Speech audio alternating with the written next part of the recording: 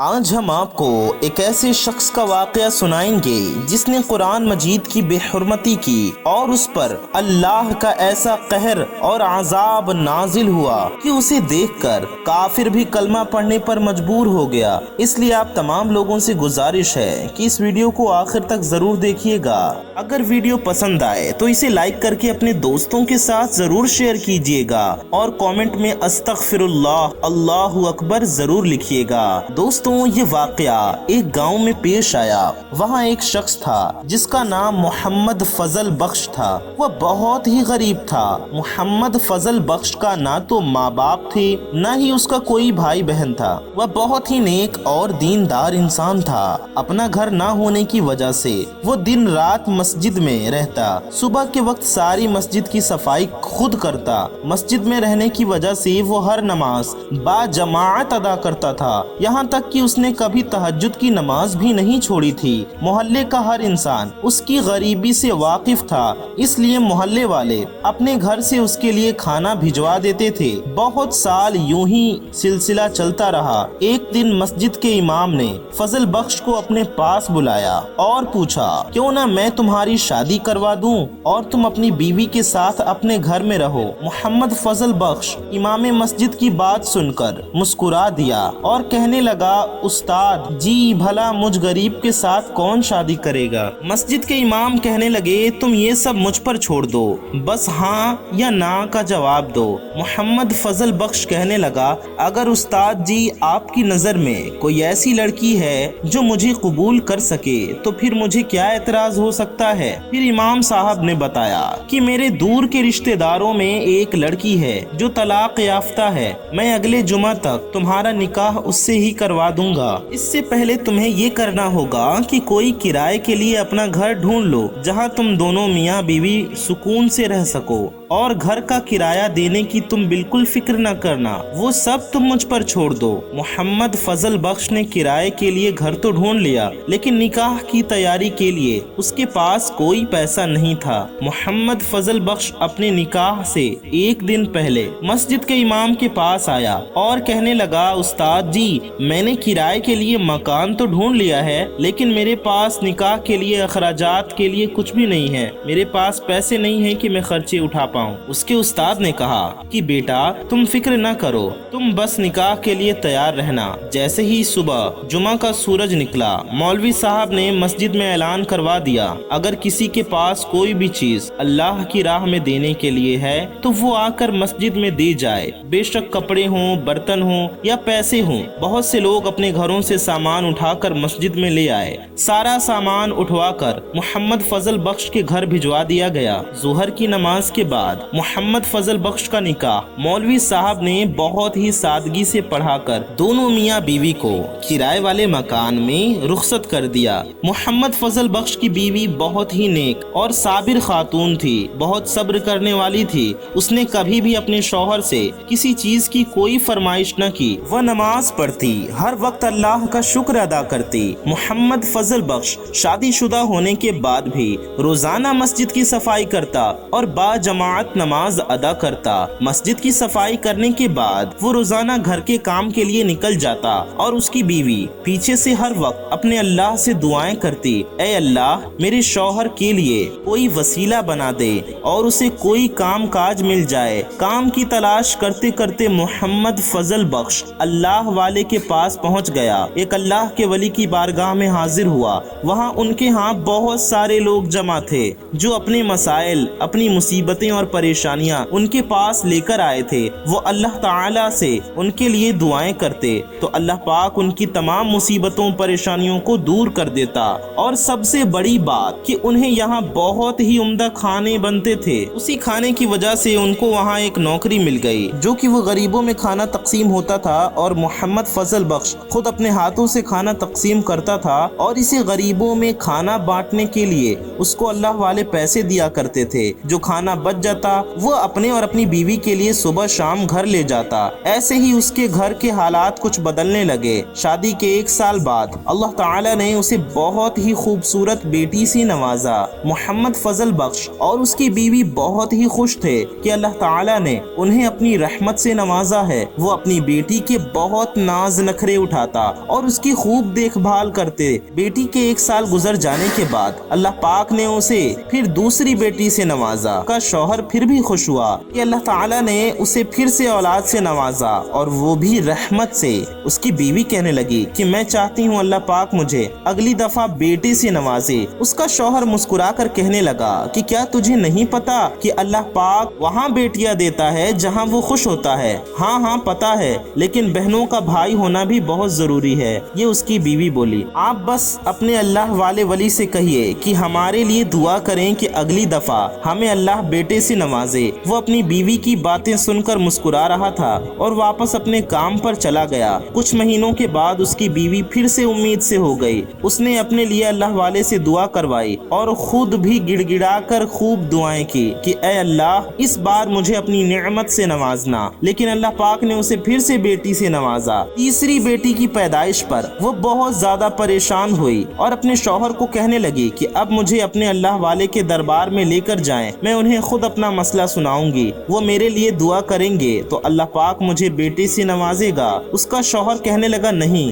آپ گھر پر بیٹھ کر دعا کرو، میں خود تمہارا مسئلہ ان کو سنا دوں گا۔ جب 1 سال گزرا تو اللہ پاک نے انہیں پھر چوتھی بیٹی سے نواز دیا۔ چوتھی بیٹی کی پیدائش پر اس کی بیوی اپنے شوہر کے سامنے بہت روئی، کہنے لگی ہمارے گھر میں پہلے ہی غریبی ہے، اللہ پاک نہ جانے ہمیں کیوں بیٹیاں دے رہا ہے۔ اس کا شوہر کہنے لگا کہ تم خود اللہ کی بہت شکر گزار بندی ہو، تمہارے منہ سے ایسی باتیں اچھی نہیں لگتی، تم خود تو کہتی ہو اللہ پاک بیٹیاں جہاں دیتا ہے وہاں ان کا رزق بھی بھیجتا ہے، پھر بھی میں ماں ہوں، میرا دل چاہتا ہے کہ اللہ مجھے بیٹے سے نوازے۔ 1 سال گزرنے کے بعد اللہ پاک نے اسے پھر بیٹی سے نواز دیا۔ 5ویں بیٹی کی پیدائش پر وہ بہت روئی، اللہ کے سامنے گڑ گڑائی، اے اللہ میں تیری ناشکری نہیں کر رہی، تیرے ہر فیصلے سے راضی ہوں، لیکن بہنوں کا بھائی ہونا بہت ضروری ہے، تجھے تیرے محبوب کا واسطہ، سیدہ فاطمہ کا واسطہ مجھے بیٹے سے نواز دے۔ اس نے اللہ تعالیٰ کے سامنے بہت منتیں مانگی، روئی، گڑ گڑائی، اے اللہ اگر اس بار تو مجھے بیٹا دے گا تو میں اتنے نفل ادا کروں گی، میں روزے رکھوں گی، فلاں فلاں۔ وہ اپنے شوہر کے ساتھ اس اللہ والے کے پاس چلی گئی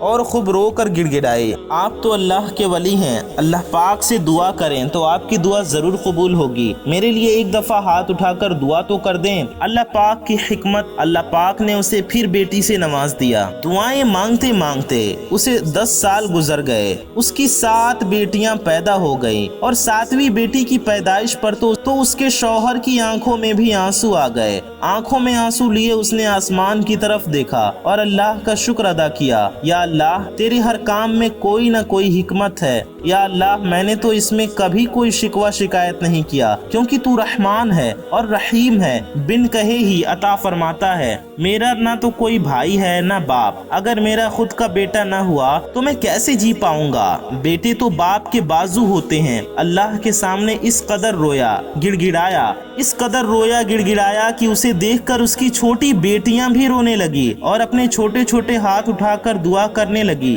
اے اللہ ہم بہنوں کو بھی کھیلنے کے لیے بھائی چاہیے۔ اس کے بعد اس کا شوہر صبح کھانا کھا کر اللہ والے کے دربار پر چلا گیا۔ جیسے ہی اس کی چھٹی ہوئی تو وہ دربار پر بیٹھ گیا۔ جیسے ہی ان کے دربار سے لوگوں کا رش کم ہوا، محمد فضل بخش اللہ والے کے پاس گیا، پوچھنے لگا، اے اللہ کے ولی آپ کے پاس بہت دور دور سے اپنی پریشانیاں لے کر لوگ آتے ہیں، کیا ان کی پریشانیاں دور ہوتی ہیں، ان کی مرادیں پوری ہوتی ہیں؟ اللہ والے کہنے لگے، بیٹا تمہارے سامنے ہی صبح سے لے کر شام تک لوگ دعائیں کرتے ہیں تو اللہ پاک ان کی دعائیں ضرور قبول فرماتا ہے، ان کی مرادیں ضرور پوری ہوتی ہیں، تبھی تو لوگ دور دور سے آ کر یہاں دعائیں کرواتے ہیں، اور میں تو اللہ کا گنہگار بندہ ہوں، اس کی صرف عبادت کرتا ہوں، اللہ تعالیٰ میری دعا قبول کر لیتا ہے تو میں اللہ کا شکر ادا کرتا ہوں۔ اتنا سننا تھا کہ محمد فضل بخش کہنے لگا، مجھے تو 10 سال ہو گئے آپ کے پاس کام کرتے ہوئے اور آپ سے ایک ہی دعا کروا رہا ہوں کہ اللہ تعالیٰ مجھے بیٹے سے نواز دے، لیکن میں ابھی تک بیٹے کی نعمت سے محروم ہوں، अल्लाह वाले कहने लगे कि बेटा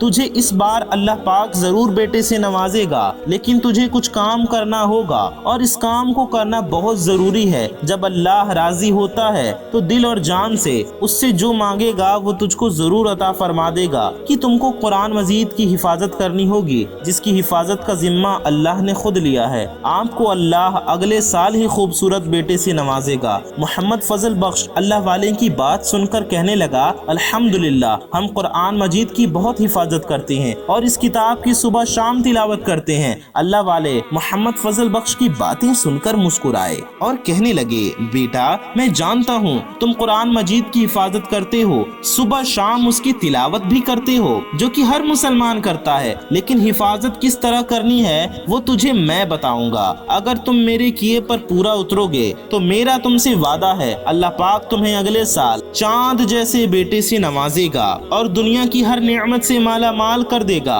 इसके लिए तुम्हें 1 साल के लिए मेरे दरबार से छुट्टी करनी पड़ेगी और गांव के बाहर एक वीरान बस्ती में एक बहुत बड़ा गड्ढा खोदना होगा। सुबह से लेकर शाम तक लोगों के दरवाजे खटखटा कर पूछना होगा कि क्या आपके घर कोई शहीद सिपारे पड़े हुए हैं जिनकी लोग बेहुरमती कर देते हैं। अगर कोई सिपारा शहीद हो जाता है तो उसको जहां मर्जी लोग रख देते हैं या उसको ऐसी जगह रख देते हैं जहां बेअदबी होने लगती है, इल्ला माशाअल्लाह। तुम लोगों के घरों पर जाकर उनसे पूछना कि क्या आपके घर में कुरान मजीद के शहीद कोई पारे हैं तो आप मुझे दे दो।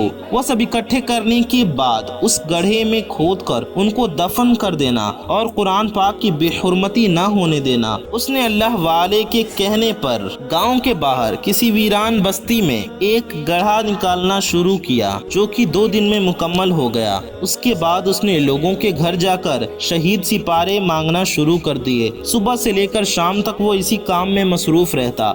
लोगों के घरों के अलावा वह मोहल्ले की गलियों और कचरे के गंदे ढेरों में से भी अल्लाह के नाम या दीन इस्लाम की किताबों के सफ़े निकालता, फिर उनको पानी से धोता, कुछ इकट्ठा करके वो उसी गड्ढे में डाल देता। यहाँ तक कि उसके आसपास जितने भी गांव थे सब गांव में वो जाता और सिपारे कुरान पाक के, जाए नमाज, रिहलें और दीनी इस्लामी किताबों के सफ़े, यहाँ तक कि जो कुछ भी होता सब कुछ इकट्ठा करके लाता और शाम को उसी गड्ढे में डाल देता। यह काम करते करते उसे 1 साल गुजर गया। अल्लाह पाक ने उसे 2 जुड़वा बेटों से नवाजा। जब उसके 2 जुड़वा बेटे हुए तो उसकी खुशी की कोई इंतहा न रही। यह खुशी की खबर सुनाने के लिए वो सबसे पहले अल्लाह वाले के दरबार गया और जाते ही उनके कदमों में गिड़गिड़ाकर खुशी से रोना शुरू कर दिया। अल्लाह वाले को पहले तो यही लगा कि शायद अल्लाह पाक ने उसे फिर से बेटी से नवाजा है, इसलिए ये ज़ारो कतार रो रहा है। इतने में वो बोल पड़ा कि आज आपकी दुआओं से अल्लाह पाक ने मुझे 2 जुड़वा बेटों से नवाजा है जिसका नाम मैंने कासिम और आसिम रखा है। भले ही मैं बहुत गरीब हूँ फिर भी आपको जो मांगना है मुझसे मांगिए, मैं आपकी हर ख्वाहिश को पूरा करूँगा। उसकी बातें सुनकर वो मुस्कुराए और कहने लगे, हम बुजुर्गों को दुनिया की किसी चीज का कोई वास्ता नहीं सिवाय अल्लाह और उसके रसूल के, और अल्लाह की इबादत से ही हम खुश होते हैं। मैं तुम्हें बस एक नसीहत करूंगा, तुम कभी भी ये काम मत छोड़ना और आगे अपने बेटों से भी यह काम लाजमी करवाना। बाकी के सब काम तुम अल्लाह पर छोड़ दो। अल्लाह वाले की बातें सुनकर वो अपने घर आया। उसने देखा उसकी बीवी और बेटियों के चेहरों पर खुशियां झलक रही थीं। उसने घर आकर अपनी बीवी से कहा कि अल्लाह ने मुझे आज जिंदगी की सबसे बड़ी खुशी से नवाजा है, इसलिए मैं चाहता हूँ इस खुशी में कोई अनोखा काम करूँ जिससे मेरा अल्लाह और दुनिया वाले दोनों खुश हो जाएं। उसकी बीवी पहले तो समझी कि शायद कोई चीज बनाकर लोगों में तकसीम होंगे या कोई चीज बनाकर अल्लाह की राह में तकसीम होगी। बीवी कहने लगी कि ऐसा कौन सा अनोखा काम करेंगे जिससे अल्लाह और दुनिया वाले दोनों खुश हो जाएं। उसने कहा कि मैं चाहता हूँ गाँव में जितने भी घर हैं सभी के घरों में एक एक कुरान मजीद देकर आऊं, क्योंकि इसी कुरान मजीद की बदौलत अल्लाह ने मुझे इतनी बड़ी नेमत से नवाजा है। उसकी बीवी अपने शौहर की बात सुनकर बहुत खुश हुई और कहने लगी, हाँ, इससे हमारा अल्लाह और दुनिया वाले सारे बहुत खुश होंगे। इससे अगले ही दिन उसने अपने घर पर कुरान मजीद मंगवाए और गांव के सभी घरों में बांट दिए। उसका यह कारनामा सभी गांव वालों को बहुत पसंद आया। सभी लोगों ने कुरान मजीद को बड़े प्यार और मोहब्बत से कबूल किया। उसके बेटे जैसे ही 7 साल के हुए तो उसने उसने अपने बेटों को भी कुरान मजीद हिफ्ज करने के लिए मदरसे में दाखिल कर दिया और अपनी बेटियों को दीनी और दुनियावी दोनों तालीम सिखाई। मोहम्मद फजल बख्श को कुरान मजीद की हिफाजत करते करते तकरीबन 20 साल गुजर गए। 20 साल गुजरने के बाद उसने अपनी सारी बेटियों को नेक और शरीफ घरानों में शादियां कर दी। उसने अल्लाह का खूब शुक्र अदा किया कि मेरी बेटियां इज्जत से अपने घरों में चली गईं। उसके दोनों बेटे हाफिज कुरान बन गए। एक बेटे ने अपने गांव में ही छोटा सा मदरसा बनाकर वहां गांव के सभी लड़कों को कुरान मजीद की तालीम देता। दूसरा बेटा कासिम अपने बाप के साथ कुरान मजीद की हिफाजत के लिए मशगूल रहता। एक दिन कासिम ने अपने बाप से कहा कि बाबा जान, मैं चाहता हूँ बाहर मुल्क जाकर खूब मेहनत करूँ और खूब पैसे कमाऊँ और इस पैसे से अपने भाई के लिए बहुत बड़ा मदरसा बनाऊँ जहाँ पर दूसरे गाँव के लोग आकर यहाँ तालीम हासिल करें। उसका बाप कहने लगा, बेटा मैंने तुझे बहुत ही मन्नतों और मुरादों से अल्लाह से मांगा है, इसलिए मैं नहीं चाहता कि अपने बेटे को कभी भी अपनी आंखों से दूर करूं। अल्लाह ने मुझे जितना दिया है मैं इसी पर शुक्रगुजार हूं। बेटा कहने लगा, बाबा जान, जिसे इतनी मन्नतें और दुआओं से मुझे मांगा है, फिर उसी पर भरोसा करके मुझे बैरूने मुल्क जाने की इजाजत दीजिए। यहाँ का काम आप और आसिम भाई संभाल लेंगे, मेरी फिक्र मत करना। बाप कहने लगा, अच्छा बेटा ठीक है, जैसी तुम्हारी मर्जी। ये कहकर मोहम्मद फजल बख्श खामोश हो गया। लेकिन तुम बैरूने मुल्क जाओगे कैसे? बाबा जान, आप उसकी फिक्र मुझ पर छोड़ दें। मैं अकेला नहीं बल्कि गांव के और भी 3-4 लड़के मेरे साथ जा रहे हैं। तकरीबन 1 महीने तक कासिम ने बैरूने मुल्क जाने की मुकम्मल तैयारी कर ली। जैसे जैसे कासिम का बैरूने मुल्क जाने का वक्त करीब आ रहा था, उसके माँ बाप उदास रहने लगे क्योंकि 2 दिन बाद उसने जाना था। माँ हर वक्त अपने बेटे के लिए दुआएं करती, ऐ अल्लाह मेरे बेटे को अपनी हिफ्ज़ो अमान में रखना। मोहम्मद फजल बख्श खुद तो परेशान होता लेकिन अपनी बीवी के सामने दिलेरी से कहता, अल्लाह ने हमें 2 शेरों से नवाजा है, इसलिए अल्लाह पर भरोसा रखो और सब कुछ उसी पर छोड़ दो। जैसे ही 2 दिन बाद एयरपोर्ट जाने का वक्त आया, कासिम और उसके माँ बाप सब उसको एयरपोर्ट पर छोड़ने के लिए रवाना हुए। एयरपोर्ट पर कासिम की माँ और उसके बाप और भाई सबने उसे प्यार से रुखसत किया। कासिम की माँ ने अपने बेटे को गले लगाते हुए कहा, मैं तुम्हारे लिए दुनिया जहान की एक बहुत ही कीमती चीज लेकर आई हूँ। खूबसूरत गिलाफ में लिपटा हुआ कुरान मजीद था। उसने अपने बेटे के हाथ में थमा दिया, बोली, बेटा जब भी तुम्हारे ऊपर कोई मुश्किल आए, देखो इसे खोल कर पढ़ लेना और अपने अल्लाह को याद करना। बेटा मुस्कुरा कर कहने लगा,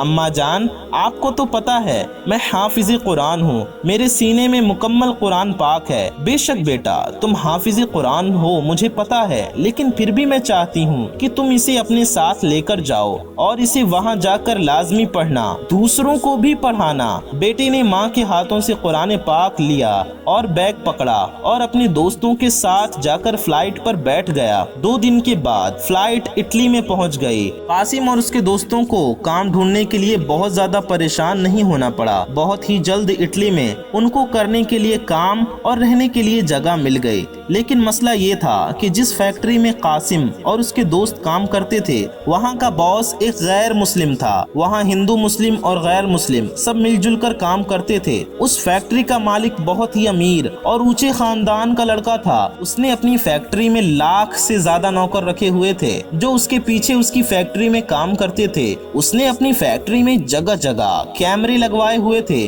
ताकि उससे कोई भी काम छुप ना सके। वो 24 घंटे अपने नौकरों पर नजर रखता था क्योंकि हर चीज उसके कैमरे में रिकॉर्ड हो जाती थी। उसका बॉस अपने उसूलों का पक्का और सख्त था। अगर कोई भी नौकर उसके उसूल से पीछे हटता, उसके हुक्म की खिलाफ वर्जी करता तो उनकी आधी सैलरी कम कर देता। इतवार वाले दिन के अलावा नौकर मुलाजिम उसकी फैक्ट्री में दिन रात काम करते। जो नौकर जो मुलाजिम रात को 12 घंटे ड्यूटी करते थे वह फिर सुबह 12 घंटे सुकून करते, और सुबह वाले नौकर जो 12 घंटे दिन में काम करते वो रात रात तक काम करते। कासिम और उसके साथ वाले दोस्त सुबह के वक्त फैक्ट्री में काम करते थे। कासिम अपने काम के साथ साथ 5 वक्त बाजमात नमाज अदा करता था। कासिम सुबह काम पर जाने से पहले ही 2 घंटा पहले उठ जाता और वो उन 2 घंटों में रोजाना ऊंची आवाज में कुरान मजीद की एक मंजिल तिलावत किया करता था। उसकी तिलावत करने की वजह से जितने भी मुसलमान नौकर थे वहाँ काम करते थे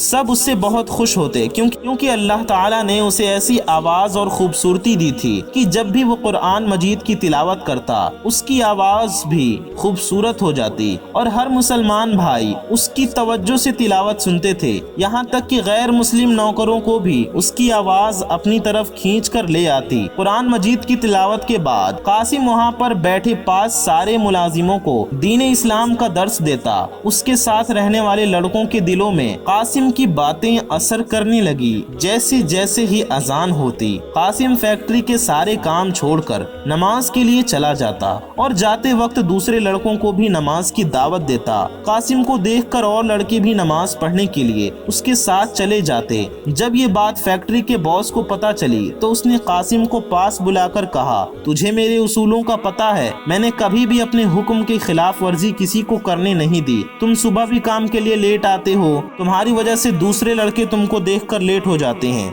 ऊपर से तुम हर काम छोड़कर नमाज के लिए चले जाते हो। मैं इस महीने तो तुम्हारी सैलरी दे दूंगा, लेकिन अगले महीने भी तुम्हारा सिलसिला यूं ही चलता रहा तो मैं तुम्हारी सैलरी आधा कर दूंगा। कासिम अपने बॉस की बातें चुपचाप सुनता रहा, बिना किसी बात का जवाब दिए वह बाहर आ गया। बॉस की बातों का कासिम के रवैये पर कोई फर्क नहीं पड़ा। वो अब बिल्कुल पहले की तरह सुबह काम पर जाने से पहले 2 घंटा पहले उठता, रोजाना कुरान पाक की तिलावत करता, उसके कमरे में जितने भी लड़के थे सबको दीन की दावत देता, नमाज के वक्त फौरन हर काम छोड़कर नमाज अदा करता। जब फैक्ट्री के बॉस को यह बात पता चली कि कासिम के ऊपर मेरी बातों का कोई असर नहीं हुआ, वह गुस्से से आया। उसने अगले महीने उसकी आधी सैलरी कम कर दी। बॉस ने सोचा अब तो इसकी अकल ठिकाने आएगी, देखता हूँ कि कितनी नमाज और कुरान पढ़ता है। जब कासिम को पता चला कि मेरी आधी सैलरी बॉस ने कम कर दी है, उसके कान पर जू तक न रेंगी। वह पहले की ही तरह काम करता, हर वक्त नमाज पढ़ता, बल्कि उसका असर बाकी फैक्ट्री के लोगों पर भी होना शुरू हो गया। वहाँ पर जितने भी मुसलमान लड़के थे कासिम को देखते ही फौरन काम छोड़कर उसके साथ नमाज पढ़ने के लिए चले जाते। जब ये बात फैक्ट्री के बॉस को पता चली तो उसे मजीद गुस्सा आया। उसने बाकी तमाम लड़कों को भी अपने साथ खराब कर दिया है। तो बॉस ने कासिम के साथ वाले सारे लड़कों को अपने पास सख्ती से बुलाया और कहा, मुझे लगता है मुझे अब तुम सब की सैलरी बंद करनी पड़ेगी, तभी तुम लोग सुधरोगे और काम को काम समझोगे। कासिम के साथ वाले सभी लड़के अपने बॉस से कहने लगे, बॉस हमारे ऊपर ऐसा जुल्म मत करना, अगर आप कहते हैं कि हम काम छोड़कर नमाज के लिए नहीं जाएं तो हम नहीं जाएंगे, लेकिन हमारी सैलरी पूरी चाहिए। कासिम इन सब की बातें चुपचाप सुनता रहा। तभी बॉस ने कासिम से पूछा, हाँ भाई तुम्हारा इस बारे में क्या ख्याल है? कासिम ने नरमी वाले लहजे से अपने बॉस को कहा कि आप बेशक मेरी आधी सैलरी कम कर दें, लेकिन मैं कभी भी अपने काम के लिए नमाज और कुरान मजीद की तिलावत करना नहीं छोड़ सकता, क्योंकि ये सब तो आपका उसूल है। जो अपना काम छोड़कर किसी दूसरे काम के लिए जाता है तो उसे आप आधी सैलरी देते हैं, लेकिन ये हमारा भी उसूल है कि जो अल्लाह के हुक्म की खिलाफ वर्जी करता है तो हमारे अल्लाह की भी उस इंसान के लिए बहुत सख्त सजा है। माफ करना आप, मैं कभी भी ये काम नहीं कर सकता। बॉस कहने लगा, मुझे तो ये लगा कि मैं तुम्हें आधी सैलरी दे रहा हूँ, इसी वजह से अब तुम नमाज के लिए अपना काम छोड़कर नहीं जाओगे, लेकिन तुम तो बहुत ढीठ किस्म के इंसान हो। कासिम बोला, बॉस मुझे आपकी आधी सैलरी मंजूर है, लेकिन नमाज छोड़ना कभी भी मंजूर नहीं है। बॉस ने सख्त लहजे से कहा, अच्छा ठीक है, मैं भी देखता हूँ तुम कब तक अपने अल्लाह के हुक्म की खिलाफ वर्जी नहीं करते, एक ना एक दिन तो तुम यह सब काम जरूर छोड़ दोगे। कासिम की बातों को पास वाले खड़े लड़के सुनकर बहुत ज्यादा शर्मिंदा हुए। उन्होंने भी अपने दिल में एक बात ठान ली कि अब चाहे दुनिया इधर की उधर हो जाए, हम भी कासिम के साथ नमाज पढ़ने के लिए जरूर जाएंगे। अगले ही दिन जब कासिम नमाज पढ़ने के लिए जाने लगा तो उसके साथ पहले से भी ज्यादा लड़के जाने के लिए तैयार हो गए। जब इस बात का कासिम के बॉस को पता चला, उसने कुछ न कहा, बस उन सभी लड़कों की आधी सैलरी कम कर दी। इतवार वाले दिन फैक्ट्री से जब सब लड़कों लड़कों की छुट्टी होती तो कासिम वहाँ सब लड़कों को इकट्ठा करके अपने नबी पाक की सुन्नतें बताता। वहाँ पर फैक्ट्री में 2-3 लड़के ऐसे थे जो गैर मुस्लिम थे। उनको कासिम की बातें बहुत अच्छी लगती थीं। वह कासिम की हर बात पर अमल भी करते। कासिम सुबह जब भी कुरान मजीद की तिलावत करता तो वह गैर मुस्लिम लड़के उसकी तिलावत को बड़ी खामोशी और तवज्जो से सुनते।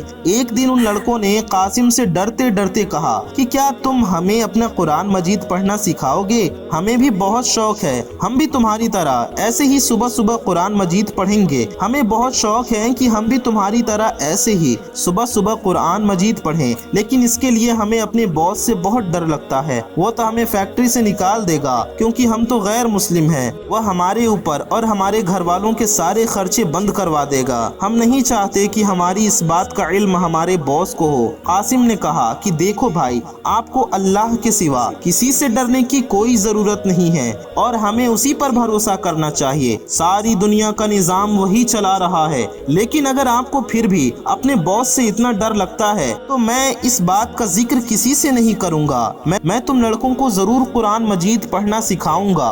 उन लड़कों ने तकरीबन 1 साल तक कासिम से कुरान मजीद मुकम्मल कर लिया और कलमा पढ़कर मुसलमान हो गए। फैक्ट्री में बहुत सारे ऐसे गैर मुस्लिम लड़के थे जो कासिम से कलमा पढ़कर मुसलमान हो चुके थे। फैक्ट्री में कासिम को काम करते हुए तकरीबन 2 साल गुजर गए। कासिम को देखकर उस फैक्ट्री का बहुत ज्यादा माहौल बदल चुका था। बॉस को इस बात का पता चला कि कासिम ने लड़कों को मुसलमान बना दिया है तो वह गुस्से से लाल पीला हो गया। बॉस ने सोच लिया कि आज कासिम की खैर नहीं, आज तो मैं इसे खत्म करके ही छोड़ूंगा। बस बहुत हो गया, बहुत बर्दाश्त कर लिया। मेरी ही फैक्ट्री में आकर मेरे ही नौकरों मुलाजिमों का मालिक बना हुआ है। सुबह का सूरज कासिम का आखिरी सूरज होगा। जुमा का दिन था, सुबह का वक्त था। कासिम कुरान पाक खोलकर बहुत ही बुलंद आवाज से कुरान मजीद की तिलावत कर रहा था। उसके बॉस ने आते ही कासिम के मुंह पर जोरदार लात मारा और उसे मारकर नीचे गिरा दिया और उसके हाथ से कुरान मजीद छीनकर दूसरी तरफ नीचे फेंक दिया। कासिम ने कुरान मजीद की तिलावत करना फिर भी नहीं छोड़ी क्योंकि उसे तो कुरान पाक मुकम्मल जुबानी याद था। उसके बॉस को इतना गुस्सा आया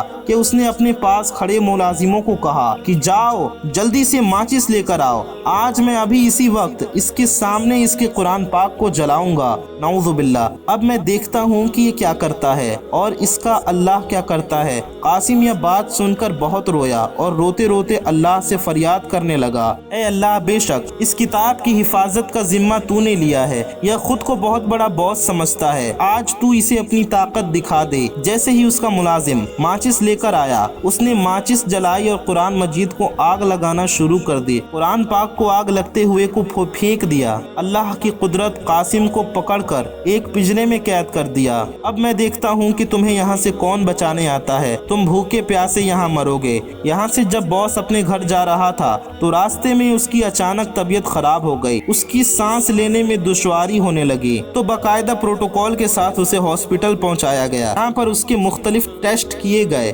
उसकी कोई भी बीमारी सामने नजर नहीं आई। उसकी मजीद हालत बिगड़ती जा रही थी। उसका वजूद जगह जगह से फटने लगा। खून की धारियां ऐसे रस रही थीं जैसे किसी ने गहरे जख्म लगा दिए हों। वह शख्स दर्द से चीख रहा था मगर डॉक्टर भी हाथ पर हाथ रखकर बैठे उसका अंजाम देख रहे थे क्योंकि कोई भी बीमारी की तशखीस नहीं कर पा रहा था। धीरे धीरे उसकी आंखों से खून उबलने लगे और बाहर आने लगा। उसकी आंखें बिल्कुल सूख गई और जिस्म के कई हिस्सों से खून जारी हो गया। वो दर्द से इस कदर चीखता चिल्लाता पूरे हॉस्पिटल को सर पर उठा लेता मगर उस पर तो खुदा का अजाब नाजिल हो रहा था। कई लोग उसके करीब गए और कहा कि तुम अपने गुनाहों की माफी अल्लाह से मांग लो, वो तुम्हें माफ कर देगा। तुमने जो गुस्ताखी की है वो इंतहाई संगीन है, यह इसी का अजाब तुम पर नाजिल हो रहा है। मगर उस गैर मुस्लिम बॉस ने किसी की बात न मानी। देखते ही देखते उसके वजूद से लगे जख्मों से अजीब स्याह मादा बहने लगा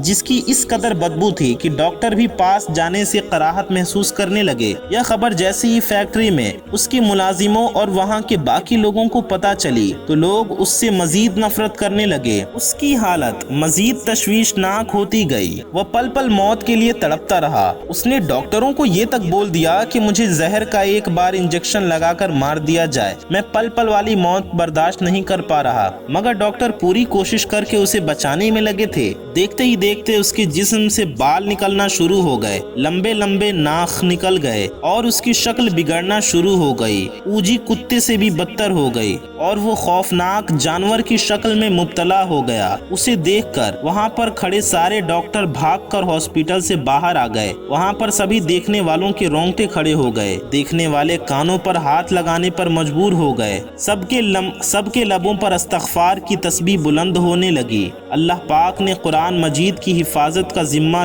खुद लिया है और जो भी इसकी गुस्ताखी करना चाहेगा तो यकीनन अल्लाह ताला का सख्त अज़ाब नाजिल होगा, जैसे इस शख्स पर नाजिल हुआ। यह खबर इटली में आग की तरह फैल गई। कोई भी इंसान जब उसको जानवर के रूप में देखता, उसे देखकर हर कोई थू थू करके चला जाता। कासिम के दोस्तों ने पिंजरा तोड़कर कासिम को बाहर निकाल दिया। जिस कुरान पाक को उसने आग लगाई थी वो सही सलामत था। उसी पिंजरे में उस जानवर को कैद करके बंद कर दिया गया। यह करिश्मा देखकर फैक्ट्री के सभी लोग कासिम के साथ खड़े हो गए। वहाँ पर बहुत से गैर मुस्लिम ये करिश्मा देखकर मुसलमान हो गए। अल्लाह ने कासिम को और भी इज्जत से नवाज दिया, इसलिए हर जगह कासिम के चर्चे होने लगे। हर कोई कासिम को मुंह मांगी रकम देकर काम पर रखने के लिए तैयार था। जब इस गैर मुस्लिम बॉस के घर वालों को ये सब पता चला तो वो कासिम से आकर मिले और खुद अपनी मर्जी से उसको इस फैक्ट्री का बॉस बना दिया और उसके सब घर वाले कलमा पढ़कर मुसलमान हो चुके थे। सुभान अल्लाह।